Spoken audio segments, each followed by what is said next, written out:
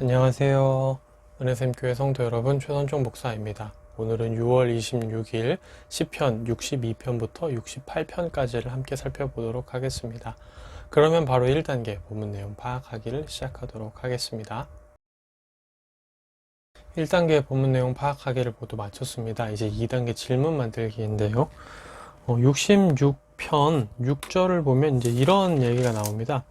하나님이 바다를 변하여 육지가 되게 하셨으므로 하고 그 다음에 무리가 걸어서 강을 건넜다 이렇게 얘기를 하거든요. 그래서 궁금한 게 이거죠. 지금 이게 홍해를 하나님이 가르셨던 그 한 사건을 얘기하는 것인가, 아니면 여기 바다를 변하여 육지가 되게 하셨으므로 이 부분은 출애굽, 그러니까 홍해가 갈라졌던 사건을 얘기하는 거고, 무리가 걸어서 강을 건넜다, 이거는 이제 요단강을 건넌 광야에서 자란 2세대가, 출애굽 2세대가 요단강을 건너 가나안으로 들어오는 그걸 얘기하는 건가? 그러니까 지금 한 사건을 가리키는 건가? 아니면 두 사건을 같이 가리키는 건가? 이게 궁금해서 오늘의 질문으로 한번 잡아봤습니다. 네, 그럼 이제 3단계 질문에 대한 대답 찾기로 넘어가도록 하겠습니다. 3단계 질문에 대한 대답 찾기를 시작하도록 하겠습니다. 66편 6절에 하나님이 바다를 변하여 육지가 되게 하셨으므로 무리가 걸어서 강을 건넜다, 이 표현이 하나의 사건을 가리키느냐 두 번째 사건을 가리키느냐에 대한 거였는데요. 결론적으로 말씀드리면 이거는 하나의 사건으로 보는 게 좀 더 자연스럽고 좀 더 합당하다라고 우리가 얘기를 해볼 수 있을 것 같습니다. 그에 대한 근거로는 이 강이라는 단어의 어떤 용례와 의미를 생각을 해볼 수 있는데요. 시편에서는 이 바다와 강이 자주 평행을 이루어서 나타나는 것을 볼 수 있습니다.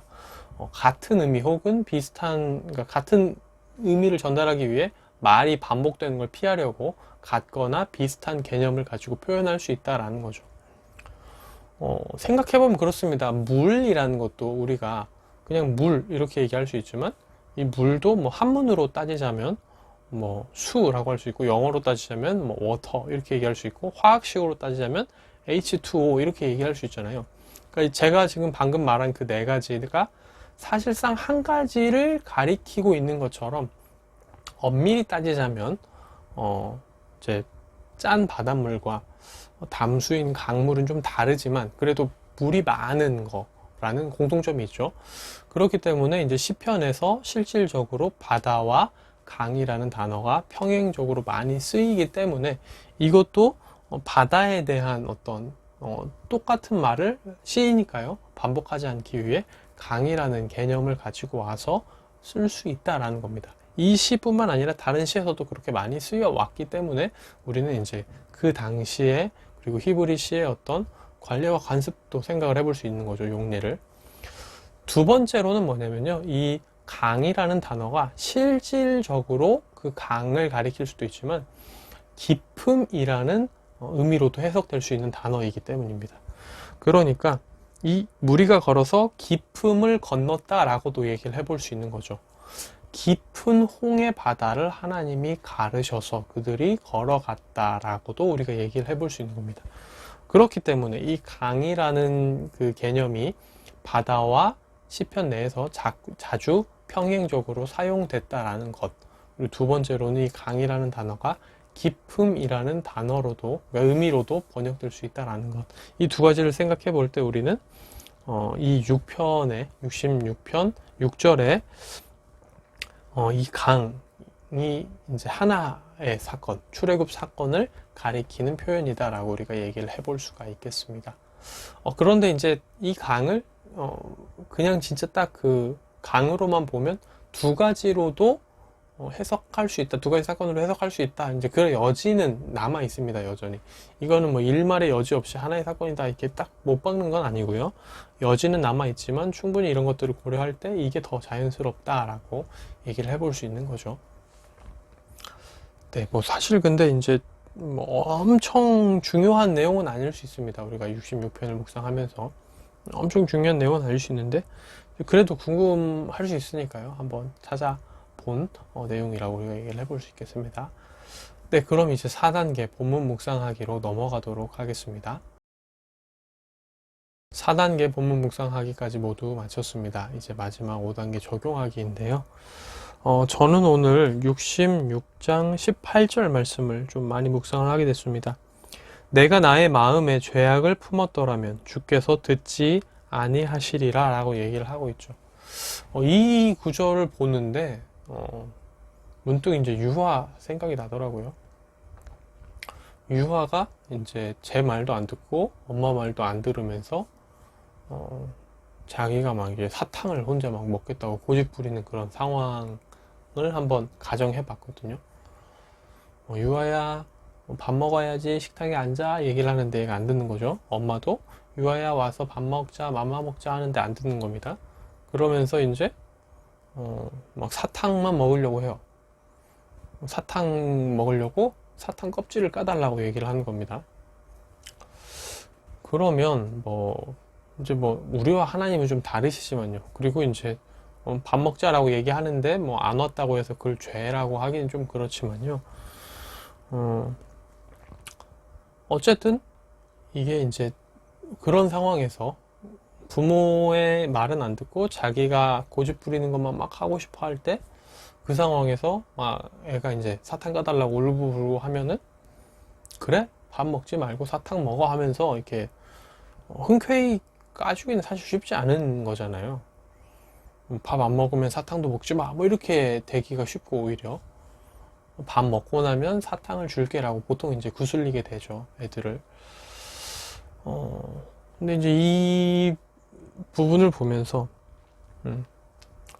우리가 하나님의 뜻대로 행하지도 않고 하나님께서 기뻐하시는 일도 하지 않고 하나님의 명령에 순종하지도 않으면서 우리가 자꾸만 엉뚱한 것을 하나님께 해달라고 얘기를 하면 하나님이 들어주실 리가 없지 않을까 이런 생각이 드는 거죠.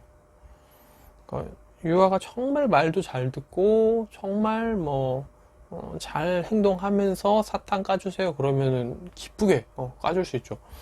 설령 사탕을 먹는 게 이제 애 이도 썩을 수 있고 애 건강에 별로 안 좋다 할지라도 말 잘 듣고 너무 이제 애가 예쁘면 해줄 수 있죠. 얼마든지 기쁘게. 근데 사탕을 먹는 게 얘가 꼭 필요한 일도 아니잖아요. 얘가 사탕을 먹어야만 하는 것도 아니고 사탕을 먹으면 오히려 더 안 좋은 게 있을 수도 있는 이런 상황에서 부모님 말씀도 하나도 안 들으면서 그것만 해달라고 딱 고집을 부린다면 안 들어줄 것 같은데 딱 그런 마음인 거죠. 우리가 하나님의 말도 안 들으면서 우리에게 꼭 필요한 것도 아닌 것을 하나님께 자꾸 달라고 졸랐을 때 하나님이 그걸 기쁘게 들어주시고 싶을까? 이런 생각이 드는 거죠.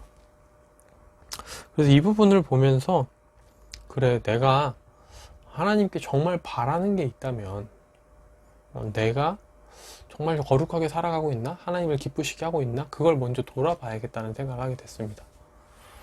정말 필요한 거라면 제가 하나님께 좀 순종하지 않아도 하나님 앞에 이제 좀 미운 짓을 해도 제가 마음에 어느 정도 악을 품고 있어도 하나님은 그걸 주실 거예요. 왜냐하면 정말 필요한 거라면 주시겠죠. 예를 들어서 이제 유아가 정말 필요한 게 생겼습니다. 근데 얘가 말을 안 들어요. 그래도 애를 사랑하기 때문에 애한테 정말 필요하다고 생각하기 때문에 그건 해줄 수밖에 없거든요. 해주게 되고요. 우리가 다 그렇잖아요. 자식이 말을 안 듣고 자녀가 미운 짓을 해도 자녀에게 꼭 필요한 게 있다면 우리가 그렇게 느낀다면 그건 해주게 됩니다. 근데 이제 그게 아니라면 안 들어줄 수 있는 거잖아요. 그래서 이 부분을 보면서 내가 정말 하나님 보시기에는 나에게 꼭 필요한 게 아닐지라도 우린 하고 싶은 게 있을 수 있잖아요. 이제 그런 거를 하나님께 아뢰고 그 기도에 대한 응답을 받고 싶다면 그걸 위해서라도 더 거룩한 삶을 살아야 되지 않을까 이런 생각들을 하게 됩니다. 그래서 이제 결론적으로는 거룩하게 살아가서 나쁠 게 하나도 없는 거죠. 거룩하게 살면서 때론 우리가 세상에서 고통당할 수도 있고 세상에서는 어떻게 보면 조금 더 힘든 부분이 있을 수도 있겠지만 그것보다 하나님이 우리에게 주실 것이 훨씬 더 크고 우리가 하나님께 받을 것이 훨씬 더 대단하다라는 거죠. 우리가 거룩하게 살지 않을 이유가 없는 겁니다. 그러니까 오늘 이 본문을 보면서 그래, 거룩함을 추구하지 않을 이유가 하나도 없다. 오늘 또 나는 끝까지 거룩을 추구해야겠다. 하나님의 뜻에 맞게 때로는 우리 마음이 좀 상하고 때로는 우리가 그로 인해 좀 힘들어지더라도 하나님을 위해 삶을 사는 것을 포기하지 말고 기죽지 말고 계속해서 힘내서 열심히 하나님을 위해 살아가는 내가 되어야겠다 이런 생각들을 하게 됩니다. 사실 생각해보면 저도 그런 게 있어요. 그런 게 있다라기보다는 많아요. 저한테 꼭 필요 없는 것들이 있습니다. 저한테 꼭 필요가 없는데도 불구하고 제가 해보고 싶은 것들이 있어요. 하고 싶은 것들이 있고 그런 것들이 근데 정말로 하나님 기쁘시게 이제 그거를 제 뜻을 이뤄 주시려고 한다면 그것 또한 제가 하나님을 또 기쁘시게 해드리는 일도 필요하겠죠. 뭐 이런 생각도 하게 됩니다. 그래서 결론은 거룩한 삶을 살기 위해 오늘 하루 더 애쓰고 분발해야겠다. 이제 이렇게 정리가 되는데요. 근데 정말 이거는 누구에게나 다 권할 수 있는 내용인 것 같아요. 거룩하게 살자. 거룩하게 살아서 우리가 나쁠 게 뭐가 있냐? 손해볼 게 뭐가 있냐?